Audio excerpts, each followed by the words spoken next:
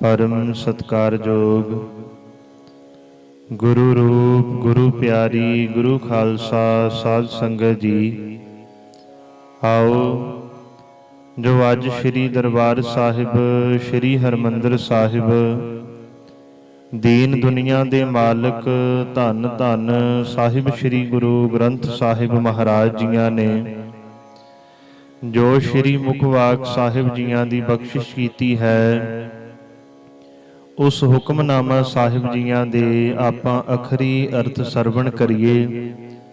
विचार दी आरंभता तो पहला धन श्री गुरु ग्रंथ साहिब महाराज जियां दे चरनां विच हाजरी लवाउंदे होए धन गुरु गोबिंद सिंह महाराज जियां वल्लों बख्शिश कीती होई फतेह बुलाइए। कोई भी रसना वांझी नारे सारी संगत गज के आखो जी वाहिगुरु जी का खालसा वाहिगुरु जी की फतेह।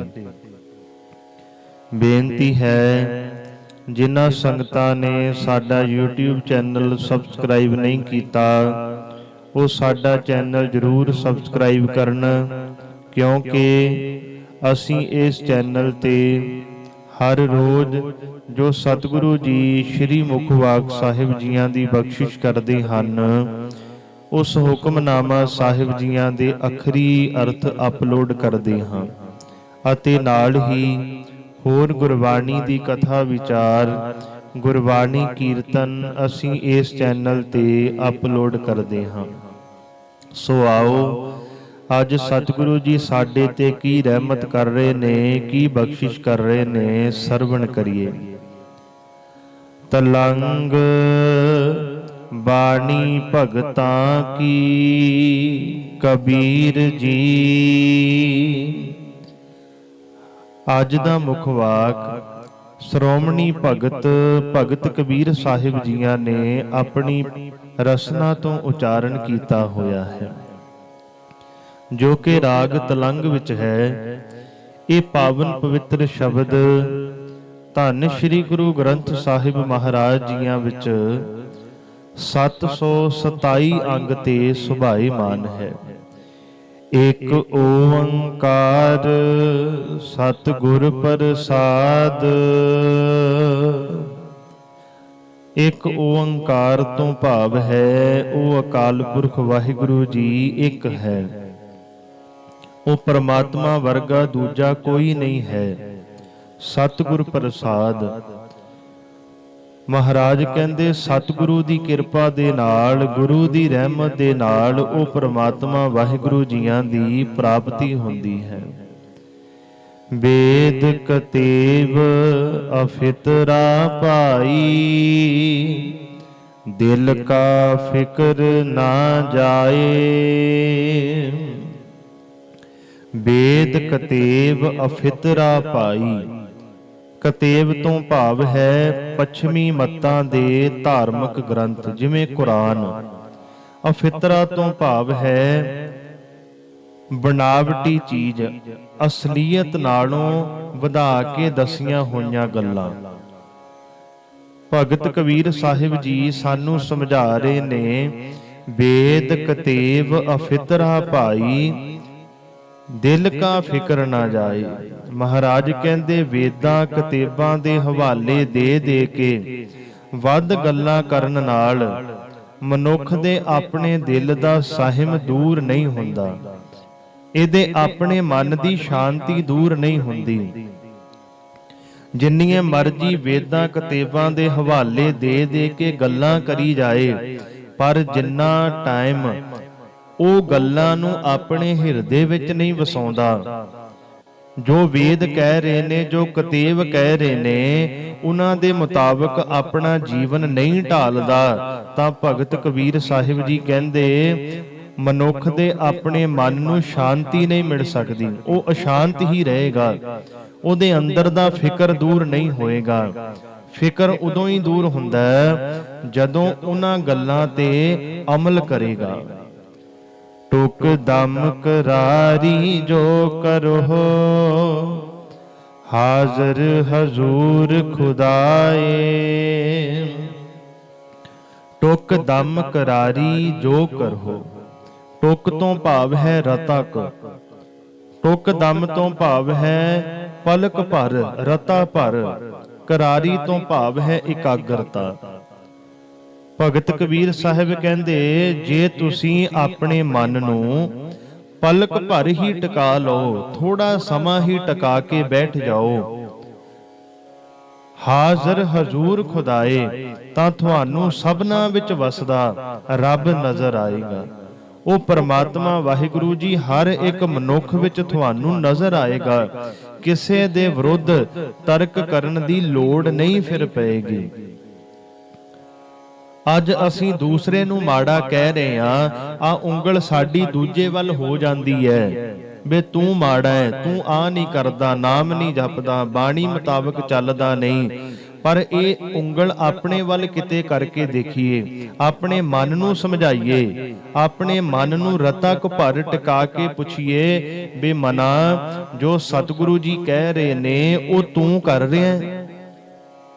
ਦੂਜੇ ਨੂੰ ਉਪਦੇਸ਼ ਦੇਣਾ ਬਹੁਤ ਸੌਖਾ ਹੈ, ਪਰ ਆਪਣੇ ਮਨ ਨੂੰ ਸਮਝਾਉਣਾ ਬਹੁਤ ਔਖਾ। ਆਪਣੇ ਮਨ ਨੂੰ ਪੁੱਛ ਕੇ ਦੇਖੋ, ਬੇ ਤੂੰ ਉਹ ਕੰਮ ਕਰ ਰਿਹਾ ਜੋ ਧੰਨ ਗੁਰੂ ਗ੍ਰੰਥ ਸਾਹਿਬ ਮਹਾਰਾਜ ਜੀ ਕਹਿ ਰਹੇ ਨੇ, ਜਾਂ ਕੱਲਾ ਉਪਦੇਸ਼ ਹੀ ਦੇ ਰਿਹਾ। ਕੱਲਾ ਉਪਦੇਸ਼ ਦੇਣ ਨਾਲ ਗੱਲ ਨਹੀਂ ਬਣੇਗੀ, ਤੇਰੇ ਅੰਦਰ ਦੀ ਸ਼ਾਂਤੀ ਦੂਰ ਨਹੀਂ ਹੋਏਗੀ, ਤੇਰਾ ਮਨ ਹਮੇਸ਼ਾ ਸ਼ਾਂਤ ਰਹੇਗਾ। ਅਸ਼ਾਂਤੀ ਉਦੋਂ ਹੀ ਦੂਰ ਹੁੰਦੀ ਹੈ, ਮਨ ਸ਼ਾਂਤ ਉਦੋਂ ਹੀ ਹੁੰਦਾ ਜਦੋਂ ਅਸੀਂ ਬਾਣੀ ਨੂੰ ਆਪਣੇ ਹਿਰਦੇ 'ਚ ਵਸਾਵਾਂਗੇ। ਪਹਿਲਾਂ ਬਾਣੀ ਦੇ ਮੁਤਾਬਕ ਜਦੋਂ ਆਪ ਚੱਲਾਂਗੇ, ਫਿਰ ਜਦੋਂ ਦੂਜੇ ਨੂੰ ਉਪਦੇਸ਼ ਦੇਵਾਂਗੇ, ਉਹ ਵੀ ਸਾਡੇ ਉਪਦੇਸ਼ ਤੇ ਅਮਲ ਕਰੇਗਾ। ਜਿਹੜੇ ਰੱਬ ਨਾਲ ਜੁੜੇ ਹੋਏ ਗੁਰਮੁਖ ਹਨ, ਸੰਤ ਮਹਾਤਮਾ ਹੈ, ਉਹਨਾਂ ਦੀ ਗੱਲ ਦਾ ਅਸਰ ਕਿਉਂ ਹੋ ਜਾਂਦਾ? ਕਿਉਂਕਿ ਉਹ ਪਹਿਲਾਂ ਆਪਣੇ ਜੀਵਨ ਵਿੱਚ ਸਤਿਗੁਰੂ ਜੀ ਦੇ ਬਚਨਾਂ ਨੂੰ ਕਮਾਉਂਦੇ ਹਨ। ਚੁੰਮਕ ਦਾ ਟੁਕੜਾ ਜਿੱਡਾ ਵੱਡਾ ਹੁੰਦਾ, ਉਹਦੀ ਖਿੱਚ ਵੀ ਉਨੀ ਤਕੜੀ ਹੁੰਦੀ ਹੈ। ਛੋਟੀ ਜਿਹੀ ਚੁੰਮਕ ਹੋਵੇ, ਉਹਨੂੰ ਆਖੀਏ ਵੀ ਗੱਡੀ ਖਿੱਚ ਲਏ, ਲੋਹੇ ਦਾ ਵੱਡਾ ਟੁਕੜਾ ਖਿੱਚ ਲਏ, ਉਹ ਨਹੀਂ ਖਿੱਚ ਸਕਦੀ, ਕਿਉਂਕਿ ਉਹ ਛੋਟੀ ਹੈ। ਜੇ ਹੁਣ ਵੱਡਾ ਹੋਵੇ ਚੁੰਮਕ ਦਾ ਟੁਕੜਾ, ਉਹਨੂੰ ਆਪਾਂ ਵੱਡੇ ਲੋਹੇ ਦੇ ਟੁਕੜੇ ਨਾਲ ਲਾਈਏ ਤਾਂ ਉਹ ਖਿੱਚ ਲਏਗਾ, ਕਿਉਂਕਿ ਉਹ ਚੁੰਮਕ ਦੀ ਖਿੱਚ ਵੱਡੀ ਹੈ। ਚੁੰਮਕ ਦੀ ਖਿੱਚ ਵਿੱਚ ਤਾਕਤ ਜ਼ਿਆਦਾ ਹੈ। ਇਸੇ ਤਰ੍ਹਾਂ ਜਿਹੜੇ ਨਾਮ ਜਪਣ ਵਾਲੇ ਗੁਰਮੁਖ ਹਨ, ਪਰਮਾਤਮਾ ਵਾਹਿਗੁਰੂ ਜੀ ਦਾ ਅੱਠੋਂ ਪਹਿਰ ਨਾਮ ਜਪਦੇ ਹਨ, ਹਰ ਸਮੇਂ ਕੰਮ ਕਾਰ ਕਰਦੇ ਵਾਹਿਗੁਰੂ ਜੀ ਨੂੰ ਯਾਦ ਰੱਖਦੇ ਹਨ, ਉਹਨਾਂ ਦੇ ਮੁਖ ਵਿੱਚੋਂ ਨਿਕਲੇ ਬੋਲ ਉਹ ਧੁਰ ਅੰਦਰ ਤੱਕ ਜਾਂਦੇ ਆ, ਕਿਉਂਕਿ ਉਹਨਾਂ ਨੇ ਆਪ ਜਪਿਆ ਹੁੰਦਾ। ਜਦੋਂ ਦੂਜੇ ਨੂੰ ਉਪਦੇਸ਼ ਦਿੰਦੇ ਆ, ਫਿਰ ਉਹ ਵੀ ਜਪਦੇ ਆ। ਗੋਲੀ ਉਹੀ ਹੈ, ਪਿਸਤਲ ਦੀ ਗੋਲੀ ਨੂੰ ਹੱਥ ਨਾਲ ਮਾਰੋ, ਉਹ ਵਾਰ ਨਹੀਂ ਕਰੇਗੀ, ਪਰ ਜੇ ਉਹੀ ਪਿਸਤਲ ਦੀ ਗੋਲੀ ਨੂੰ ਪਿਸਤਲ ਵਿੱਚ ਪਾ ਕੇ, ਬੰਦੂਕ ਵਿੱਚ ਪਾ ਕੇ ਚਲਾਇਆ ਜਾਏ ਤਾਂ ਗੁਰਮੁਖੋ ਫਿਰ ਦੇਖੋ ਕਿੰਨਾ ਵਾਰ ਕਰ ਦਿੰਦੀ, ਬੰਦੇ ਦਾ ਮੌਤ ਹੋ ਜਾਂਦੀ ਹੈ। ਇਸੇ ਤਰ੍ਹਾਂ ਮਹਾਰਾਜ ਕਹਿੰਦੇ, ਗੁਰੂ ਦੇ ਸ਼ਬਦ ਦੀ ਕਮਾਈ ਕਰਕੇ ਕਿਸੇ ਨੂੰ ਉਪਦੇਸ਼ ਦੇ, ਫਿਰ ਤੇਰਾ ਬੋਲਿਆ ਵੀ ਪ੍ਰਵਾਨ ਹੋਏਗਾ। ਪਰ ਜੇ ਤੂੰ ਆਪ ਨਹੀਂ ਮੰਨਦਾ, ਆਪ ਸਤਿਗੁਰੂ ਜੀ ਦੀ ਬਾਣੀ ਤੇ ਨਹੀਂ ਚੱਲਦਾ, ਫਿਰ ਤਾਂ ਉਹ ਗੋਲੀ ਵਾਂਗ ਆ, ਜੇ ਗੋਲੀ ਅਸੀਂ ਹੱਥ ਨਾਲ ਸੁੱਟ ਦਈਏ, ਉਹ ਗੋਲੀ ਦਾ ਕੋਈ ਕਦਰ ਨਹੀਂ। ਇਸੇ ਕਰਕੇ ਭਗਤ ਕਬੀਰ ਸਾਹਿਬ ਕਹਿੰਦੇ, ਟੁਕ ਦਮ ਕਰਾਰੀ ਜੋ ਕਰਹੁ। ਤੁਸੀਂ ਆਪਣੇ ਮਨ ਨੂੰ ਪਲਕ ਭਰ ਟਿਕਾਓ, ਆਪਣੇ ਮਨ ਨੂੰ ਟਿਕਾ ਕੇ ਪਰਮਾਤਮਾ ਵਾਹਿਗੁਰੂ ਜੀ ਦਾ ਸਿਮਰਨ ਕਰੋ। ਆਪਣੇ ਮਨ ਨੂੰ ਸਤਿਗੁਰੂ ਜੀ ਦੀ ਬਾਣੀ ਨੂੰ ਸਮਝਾਓ, ਹਾਜ਼ਰ ਹਜ਼ੂਰ ਖੁਦਾਏ। ਜਦੋਂ ਤੁਹਾਡਾ ਮਨ ਟਿਕ ਗਿਆ ਤਾਂ ਭਗਤ ਕਬੀਰ ਸਾਹਿਬ ਜੀ ਕਹਿ ਰਹੇ ਨੇ, ਹਰ ਇੱਕ ਵਿੱਚ ਵਸਦਾ ਰੱਬ ਤੁਹਾਨੂੰ ਨਜ਼ਰ ਆ ਜਾਏਗਾ। ਅੱਜ ਦੇ ਬੰਦੇ ਦਾ ਸਵਾਲ ਹੈ ਵੀ ਰੱਬ ਵੀ ਹੈ, ਸਾਨੂੰ ਰੱਬ ਕਿਉਂ ਨਹੀਂ ਦਿਖਦਾ?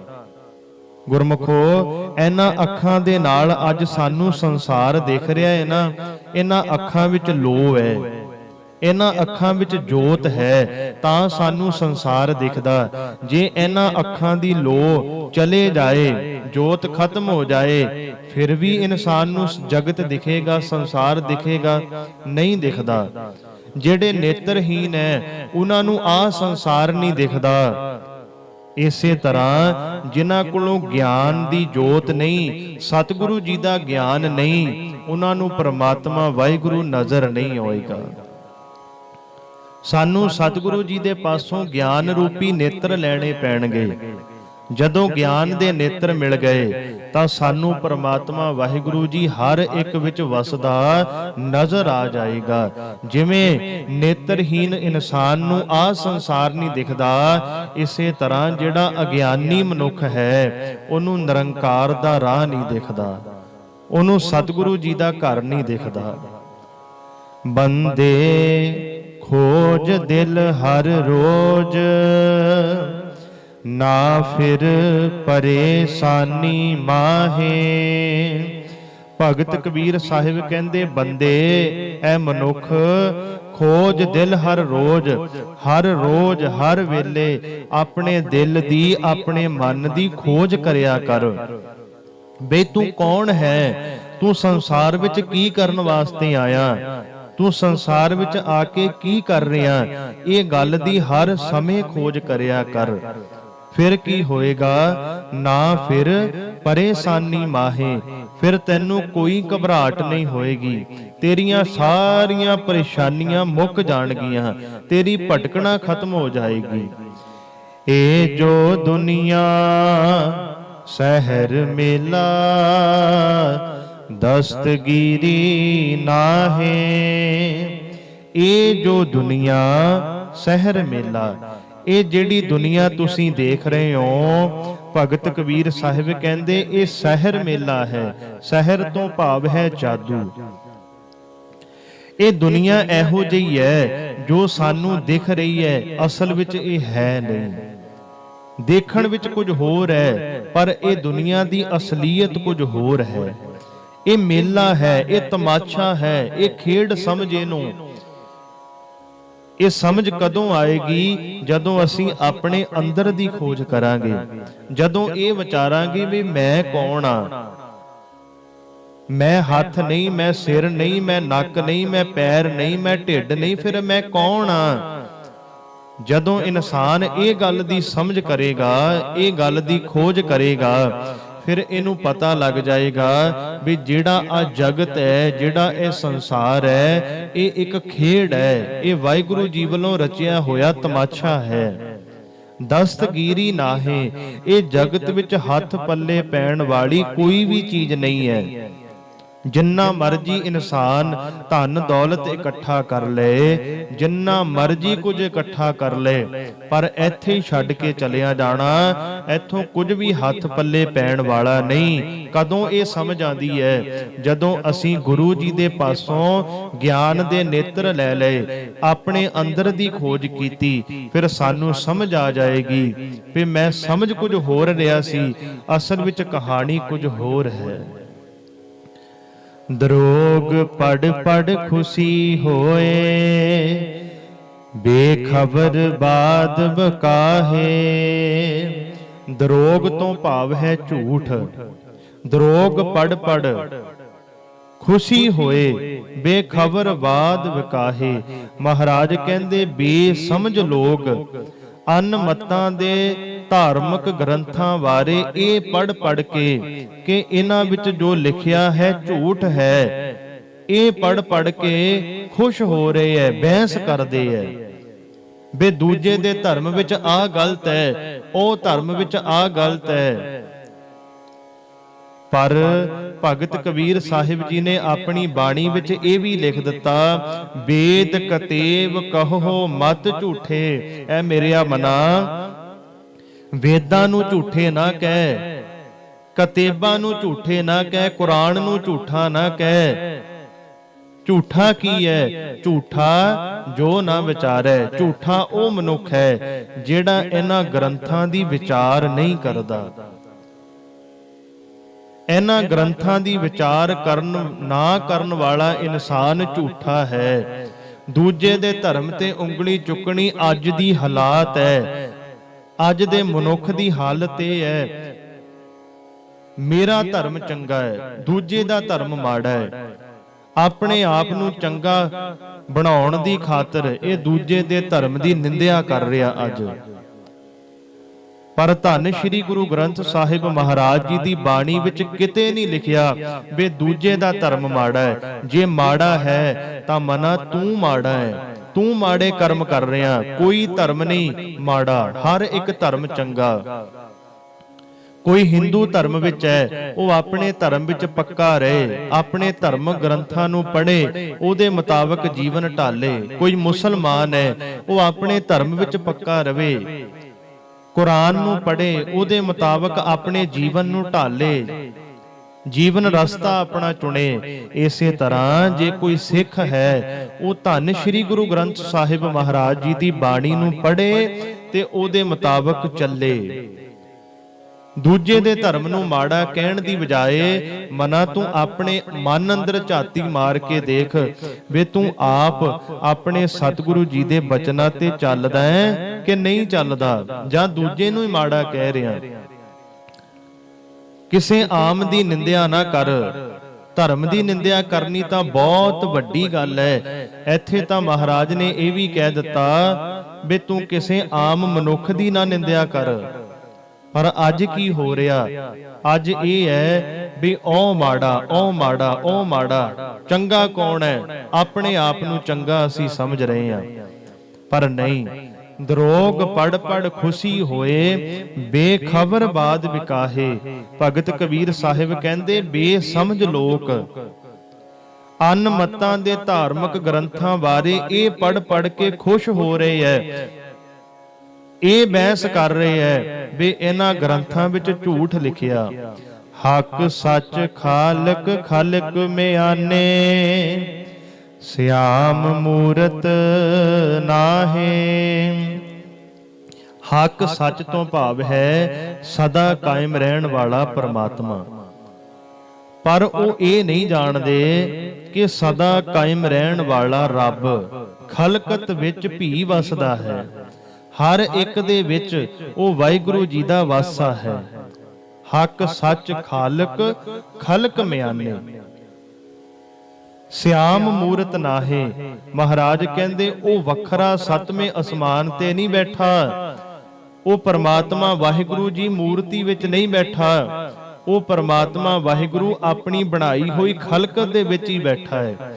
ਆਪਣੇ ਬਣਾਏ ਹੋਏ ਜਗਤ ਜੀਵ ਜੰਤੂਆਂ ਦੇ ਵਿੱਚ ਪਰਮਾਤਮਾ ਵਾਹਿਗੁਰੂ ਬੈਠਾ। ਕਿਸੇ ਨੂੰ ਮਾੜਾ ਕਹਿਣ ਤੋਂ ਪਹਿਲਾਂ ਇਹੀ ਉਂਗਲ ਆਪਣੇ ਵੱਲ ਕਰਕੇ ਦੇਖ ਵੀ ਮੈਂ ਕਿੰਨਾ ਕੁ ਚੰਗਾ ਹਾਂ।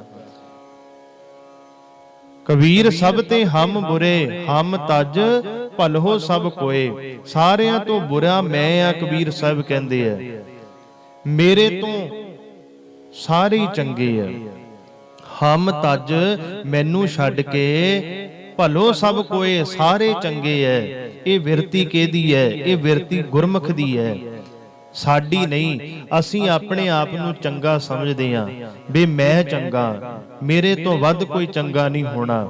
ਪਰ ਭਗਤ ਕਬੀਰ ਸਾਹਿਬ ਕਹਿੰਦੇ ਸਭ ਤੇ ਹਮ ਬੁਰੇ, ਮੈਂ ਸਾਰਿਆਂ ਨਾਲੋਂ ਮਾੜਾ। ਜਿਹੜਾ ਇਹ ਸਮਝੇ ਵੀ ਮੈਂ ਸਾਰਿਆਂ ਨਾਲੋਂ ਮਾੜਾ, ਸਾਰਿਆਂ ਦੇ ਪੈਰਾਂ ਦੀ ਖਾਕ ਬਣ ਕੇ ਰਵੇ, ਭਾਵ ਨਿਮਰਤਾ ਵਿੱਚ ਰਵੇ। ਮਹਾਰਾਜ ਧੰਨ ਗੁਰੂ ਗ੍ਰੰਥ ਸਾਹਿਬ ਮਹਾਰਾਜ ਕਹਿੰਦੇ ਉਹ ਸਭ ਤੋਂ ਵੱਡਾ ਹੈ, ਉਹ ਸਭ ਤੋਂ ਉੱਚਾ ਹੈ, ਜਿਹੜਾ ਆਪਣੇ ਆਪ ਨੂੰ ਸਾਰਿਆਂ ਤੋਂ ਨੀਵਾਂ ਸਮਝਦਾ ਹੈ। ਅਸਮਾਨ ਮਿਹਾਨੇ ਲਹੰ ਦਰਿਆ, ਗੁਸਲ ਕਰਦੰ ਬੂਦ। ਅਸਮਾਨ ਮਿਹਾਨੇ ਲਹੰ ਦਰਿਆ, ਗੁਸਲ ਕਰਦੰ ਬੂਦ। ਸਤਵੇਂ ਅਸਮਾਨ ਦੇ ਵਿੱਚ ਬੈਠਾ ਸਮਝਣ ਦੀ ਥਾਂ ਮਨਾ ਉਹ ਪਰਮਾਤਮਾ ਰੂਪ ਦਰਿਆ ਤੇ ਅੰਤਰਹ ਕਰਨ ਵਿੱਚ ਲਹਿਰਾਂ ਮਾਰ ਰਿਹਾ ਹੈ। ਤੂੰ ਉਸ ਵਿੱਚ ਇਸ਼ਨਾਨ ਕਰ।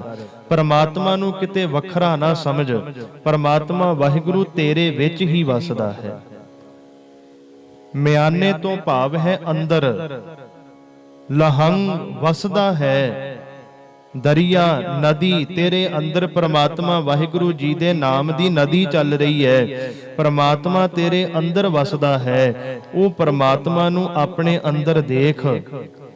ਜਦੋਂ ਸਾਡੇ ਅੰਦਰ ਬੈਠਾ ਰੱਬ ਦਿਖ ਗਿਆ ਤਾਂ ਸਾਨੂੰ ਹਰ ਜਰਰੇ ਜਰਰੇ ਵਿੱਚ ਪ੍ਰਮਾਤਮਾ ਵਾਹਿਗੁਰੂ ਜੀ ਨਜ਼ਰ ਆਏਗਾ। ਉਹਨੂੰ ਬਾਹਰ ਨਾ ਲੱਭ, ਉਹ ਤੇਰੇ ਅੰਦਰ ਵਸਦਾ ਹੈ।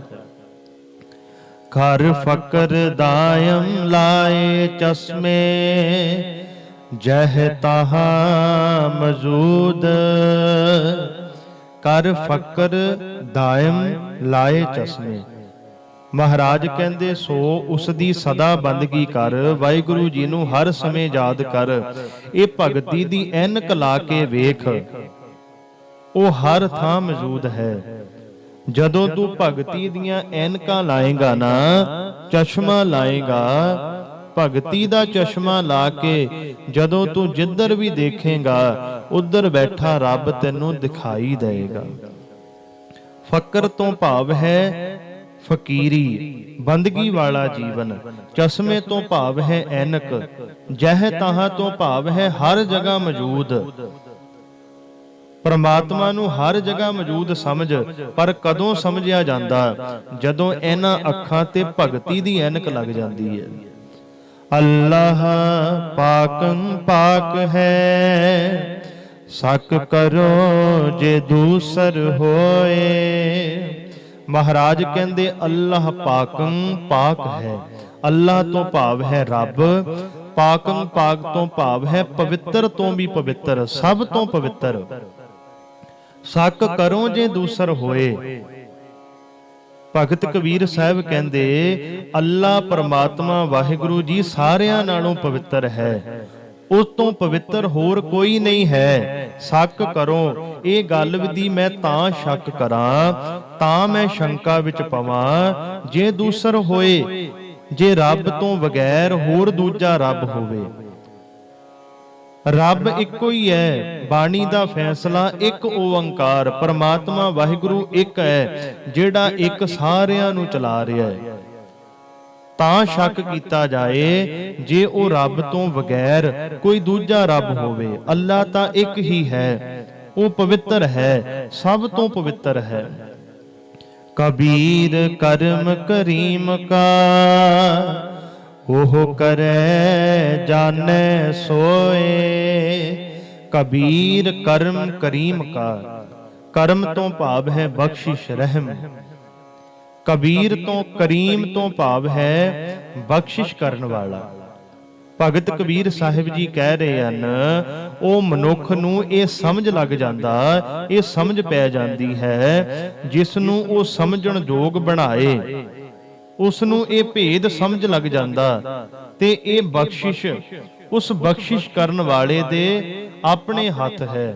ਉਹ ਪਰਮਾਤਮਾ ਵਾਹਿਗੁਰੂ ਜੀ ਜਿਹਦੇ ਤੇ ਰਹਿਮਤ ਕਰ ਦੇਵੇ, ਜਿਹਦੇ ਤੇ ਬਖਸ਼ਿਸ਼ ਕਰ ਦੇਵੇ, ਉਸ ਇਨਸਾਨ ਨੂੰ ਇਹ ਗੱਲ ਦੀ ਭੇਦ ਆ ਜਾਂਦਾ, ਇਹ ਸਮਝ ਆ ਜਾਂਦੀ ਹੈ ਵੀ ਪਰਮਾਤਮਾ ਤੋਂ ਬਿਨਾ ਹੋਰ ਕੋਈ ਰੱਬ ਨਹੀਂ ਹੈ। ਪਰਮਾਤਮਾ ਇੱਕ ਹੀ ਹੈ, ਉਹ ਸਭ ਤੋਂ ਪਵਿੱਤਰ ਹੈ, ਉਹ ਮੇਰੇ ਅੰਦਰ ਵਸਦਾ ਹੈ। ਮੈਂ ਆਪਣੇ ਅੰਦਰੋਂ ਉਹਨੂੰ ਖੋਜਣਾ। ਜਦੋਂ ਅੰਦਰੋਂ ਖੋਜਿਆ ਗਿਆ ਤਾਂ ਹਰ ਇੱਕ ਵਿੱਚ ਵਸਦਾ ਮੈਨੂੰ ਰੱਬ ਨਜ਼ਰ ਆ ਜਾਏਗਾ। ਇਹ ਸਮਝ ਮਹਾਰਾਜ ਕਹਿੰਦੇ ਜੇ ਉਹ ਅਕਾਲ ਪੁਰਖ ਵਾਹਿਗੁਰੂ ਜੀ ਕਿਸੇ ਮਨੁੱਖ ਨੂੰ ਦੇ ਦੇਵੇ ਤਾਂ ਹੀ ਮਨੁੱਖ ਸਮਝ ਸਕਦਾ, ਨਹੀਂ ਤਾਂ ਅੱਜ ਦਾ ਮਨੁੱਖ ਬਾਹਰ ਹੀ ਭਟਕ ਰਿਹਾ ਹੈ। ਸੋ ਗੁਰਮੁਖੋ, ਇਹ ਸਨ ਜੋ ਸਤਿਗੁਰੂ ਜੀ ਨੇ ਰਹਿਮਤ ਕੀਤੀ ਹੈ, ਬਖਸ਼ਿਸ਼ ਕੀਤੀ ਹੈ। ਅੱਜ ਸ੍ਰੀ ਮੁਖ ਵਾਕ ਸਾਹਿਬ ਜੀਆਂ ਦੀ ਰਹਿਮਤ ਕੀਤੀ ਹੈ। ਉਸ ਹੁਕਮਨਾਮਾ ਸਾਹਿਬ ਜੀਆਂ ਦੇ ਅਖਰੀ ਅਰਥ ਜੋ ਆਪਾਂ ਸਰਵਣ ਕੀਤੇ ਹਨ, ਬਾਣੀ ਦੀ ਵਿਚਾਰ ਕਰਦੇ ਸਮੇਂ ਇੱਕ ਨਹੀਂ ਬੇਅੰਤ ਭੁੱਲਾਂ ਹੋ ਗਈਆਂ। ਭੁੱਲਾਂ ਸਾਡੀ ਝੋਲੀ ਵਿੱਚ ਪਾ ਦਿਓ। ਉਪਦੇਸ਼ ਸਤਿਗੁਰੂ ਜੀ ਦਾ ਜਾਣ ਕੇ ਆਪਣੇ ਹਿਰਦਿਆਂ ਦੇ ਅੰਦਰ ਵਸਾ ਲਿਓ ਜੀ। ਬੁਲਾਓ ਫਤਿਹ। ਵਾਹਿਗੁਰੂ ਜੀ ਕਾ ਖਾਲਸਾ, ਵਾਹਿਗੁਰੂ ਜੀ ਕੀ ਫਤਿਹ।